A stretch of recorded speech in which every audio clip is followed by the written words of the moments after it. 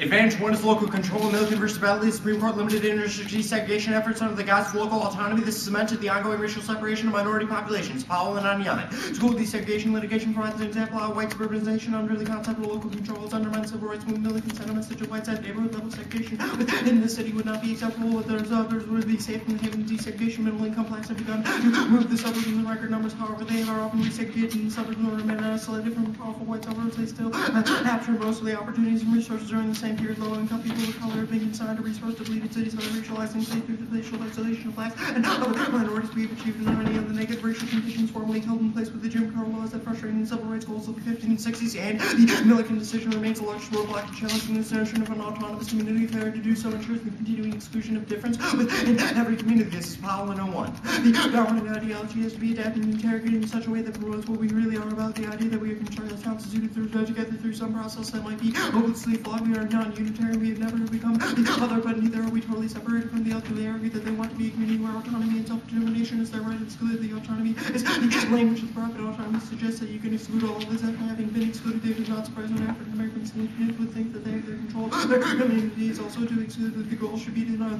the right to exclude autonomy is a false goal. Adopting these false goals and this inadequate language cannot resolve our problems and in fact might actively promote divisive discord and make this in the constitution. The language of empowerment and subjectivity and autonomy is the appropriate substitute.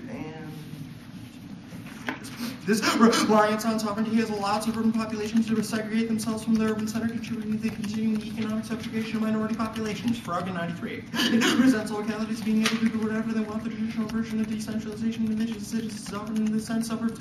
Many suburbs have profited greatly from the positive associations with the notion of sovereignty. They have separated themselves from the city and promoted their own self-interest regardless of the impact on city residents. By dividing prosperous suburbs and decaying inner cities does not forecast jobs and increase racial inequality, and this continuing resegregation and economic inclusion is part of a logic that renders urban populations invisible and unthinkable in American society. This forecloses active participation in democratic politics and exposes whole populations to militaristic values and violence. This is Grow in 06. Rendered invisible in the deindustrialized communities far removed from the hub far from the tourist laden sections of major cities and gangs whose populations poor black and brown citizens exist outside the view of most Americans. They have become the waste carcass of American dreams. Those populations represent a normal reminder of the once vaunted the social state that no longer exists. Faith in democratic governance and cultural pluralism increasingly gives way to military style, uniformity, discipline, and authority coupled with a powerful nationalism and cycling patriotic rectance. The visual subject has been reduced to the lifelong consumer, always on the go, looking for new goods and promising discounts all the while traveling in spaces that suggest public spaces large. The white and middle class free of both unprepared consumers and those individuals marked by the trappings of race, poverty, independence, and disability. Entire populations well from the benefits of the marketplace are reified as products without any value, but disposed of as leftovers in the most radical and effectively. We make them invisible by not looking, unthinkable by not thinking. And this logic of disposable population necessitates exposing outgroups, ongoing violence, and genocide in order to preserve the hierarchies of race and class that constitute the sovereign. This is Eldon in 02. A breaker card is fundamental to racism, a division or incision between those who must live and those who must die. Honor racism puts us another way to survive, to live. One must urine to massacre one's enemies of relational war. Genocide is truly dream of modern powers because power is situated and exercised at the level of life in the race and the large-scale phenomenon of population. The power of normalization and wishes to exercise the ancient sovereign right of killing among faster races and inversely is how power wishes to function with it. Instruments of normalization must also pass through this, and massacres have become vital in managers of the life and survival of bodies. I know that the race that hit so many regimes have been able to wage war, so many wars causing so many to be killed. Advantage 2 is the expansion of political narrow interpretations of the 14th Amendment necessitates social distancing between members of the community. Only reinterpretation of that remedies this fine desegregation will allow for the expansion of political communities. This is Andrews in 04. This racialization, distancing, and othering often undermines our efforts to connect across racial and other categories of difference in ways that affirm our essential human commonality. Insights like these assist us in better understanding the human rights experience in contemporary life. Generally, they thus have power to aid us in humanization of the 14th Amendment doctrine, the perspective through which we commit to seeing, feeling, drawing moral and population that acting change patterns of operation between the extent of the war harm and the traditional remedy, a remedial objective, calibrating the scope of the remedy, the scope of the wrongful measure of the harm wrought by the denial of education of slaves should be the focus of any serious post-subordination. This remedy is court should see the foot of the amendment through the imposing affirmative obligation on the state to provide basic resources necessary to self-development, including positive for adequate and humane-centered education. In addition, it permits a more meaningful opportunity to participate in the dialogue between commerce necessary to the development of democracy and self-protection through political and civic participation. And to remedy racial alienation, our political community makes a repetition of atrocities inevitable. Only our reinterpretation and expansion of the 14th Amendment creates an ethical stance necessary to solve genocide and and oppression, Andrews, and 04. A deeper consideration of the injuries, racial socialization, slavery, and segregation would lead to reconsideration of the 14th Amendment theory and application of some of the important ways of ancestors and viewing these aspects in operation in other ways, and hence find support for an even more fully human conception of the Constitution that protected humanity, taking the Holocaust as an example, capable of sorts of Germany's failure to reckon not only with the true extent of the suffering caused by the Holocaust, but also with the alien existence that made possible what's happening, confirms that country's failure to heed the ethical Holocaust by its history, or failure to reckon with the suffering that is persistent alienation, domination, wrought by racialized system represents our failure to heed the ethical call of our own past and future and makes on the present. Thus, we present the following plan. The United States Supreme Court should overrule Milliken v. Bradley, 14 U.S. 717, 1974, by ruling that the restrictions on your district remedies violate the 14th Amendment of the Constitution. Ask, and we'll clarify. Observation 2 is solvency. First, overruling Milliken removes the most important roadblock to developing effective metropolitan white desegregation efforts. Tarlock and 88. The ability to remedy the problem still lies with the courts and remedies fail because the courts are not able to be more aggressive than how to be the institution that causes discrimination. He assigns a major weight to the failure of litigation. The Supreme Court's refusal to remove the decision of Milliken v. Bradley and develop an effective metropolitan white remedy. And metropolitan school integration erases the distinction of the housing market by lessening the incentive to make decisions about location based on race. Canon 01. Integrating schools lessen the incentive for white parents to face their neighborhood decisions on racial composition of the school. This outcome with less impact housing, equalizing the distinction between city and suburb and between different suburbs. Citizens are likely to social economic structure of urban settlements, strong and flexible working hours, with space and family choices, and provide superior education for their children, avoid the costs of providing for other children. And integration promotes a shift in the teaching cultures within schools. I question how dominant norms shape pedagogy. This is Wells in 97. We did not expect to find teachers who said the desegregation programs has had a profoundly positive impact on the professional development that is with the main catalyst but on their discovery teaching needs. It would have been several other students who broadly and answer critically to about ways that schools are organized, how teachers and their colleagues and consultants we call these teachers and administrators visionary. But it's more significant than their numbers of percentages of the ways of visionary education make meaning of the desegregation plan on the educate African American students who come to their schools. The visionary educators question the dominant views of our society of what constitutes intelligence, how it should be measured. Their educators are by as postulated by the theories of more critical tradition provide students with the intellectual opportunities to question and critique the current condition of society, including how our society can be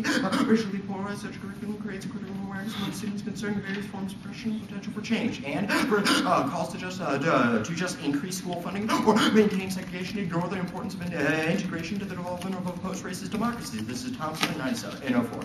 It's tempting to insist that funding is the only or primary legitimate rationale for integration of money. It's not the only benefit of integration. The oppositional subculture that develops in segregated government ghettos will arguably functional in the ghetto environment and maybe avoid dysfunctional in mainstream environments. Integrated studies offer integrated school services and important cities function, providing all students with the safe and controlled microcosm of racially and ethnically diverse society. Racially integrated tools for more cross-racial understanding help break down the racial stereotypes, enable students to better understand different races, and better questions for increasing the diverse workforce in society. And integration breaks down racism, the effects spill over to other settings and other generations. Wells in 97. Minority students who have not regularly experienced reality desegregation may overestimate the degree of open hostility they will encounter around them, so they're still coping with strains. In interracial situations, tools desegregation studies frequently show that cross-racial ties formed out of fair strike. Even such reties may significantly affect later economic success because employers at all levels were prefer to recruit by word of mouth, typically using recommendations of current employer segregation of friendship and acquaintance means that workplaces that start out as all white will remain so, and participating in the struggle to restructure power relations entailed in the urban experience and identity formation is a critical site to challenge all hierarchies and reform the subjective experiences. This is Kennedy in 2000. The ambiguity of urban forms is the city tension as well as of the struggle for interpretation. In other words, question of legibility and visibility are getting representation of struggles where power and identity operations power evident in space, form space is hierarchical, zone segregated, and created then encodes both freedom and restriction, mobility of access to vision in the city, major changes in urban forms are differentially socio-spatial reconstructions, race, ethnicity, class, gender, and sexual identities are key features of modern and postmodern urbanism as a space of difference in the city. Okay, real quick, just to understand this Andrews political advantage, a lot of the evidence talks about the importance of a universalized understanding of the 14th Amendment based on human consciousness. I'm just wondering what that means. Based on human consciousness? The argument is just that we need to expand the powers under the 14th Amendment. It would functionally increase the ability of human consciousness, right, within society to use the 14th Amendment. Sure. And that evidence is talking about the way in which we approach the 14th Amendment. Sure. It says that if we approach it in a way that doesn't like separate us anymore, that doesn't legitimize this kind of separation, okay. That's what it's talking about. Okay, I mean, yeah, a lot of this evidence I mean, it says either through the Equal Protection Clause or the Privileges and Immunities Clause of the 14th Amendment. Do you all take a stance on what part of the 14th Amendment you rule on? We claim it would be equal protection grounds, yeah. Okay, and a lot of this evidence talks about this universalized like citizenship concept and this human consciousness. Like, I mean, is that what it is? If we have some sort of universalized citizenship, then we can remedy these separations that are happening right now. Well, the argument is that it would increase a notion of universalism through Okay. expansion of the 14th Amendment. That's just a claim for decreasing social alienation. Okay, you read the impact to the first advantage of local control. The Eldon evidence talks about the war and genocide that happens because of racism, but I mean, it's clearly not like there's not going to be a brand new war, if I understand the advantage correct. Like your Powell evidence talks about the material conditions that are happening now that are causing an ongoing systemic violence against people. Ongoing Right? systemic violence exists, but still social divisions, things like that, war is inevitable. Yeah, our Eldon evidence says that this specific intersection of sovereignty and race, makes wars necessary. Sure. Okay, I understand that, but we can agree that right now this racism has existed for ages, and it's not that there's a coming scenario, but it's an ongoing form of racialized violence. Any Right? coming scenario of war would probably be a result of the fact that we have sovereign divisions based on Sovereign race. divisions based on racism. Okay, then if that's true, I'm wondering, I mean, you do raise some spillover questions based on housing, but how would you remedy things like a racist foreign policy that the United States has, the number of other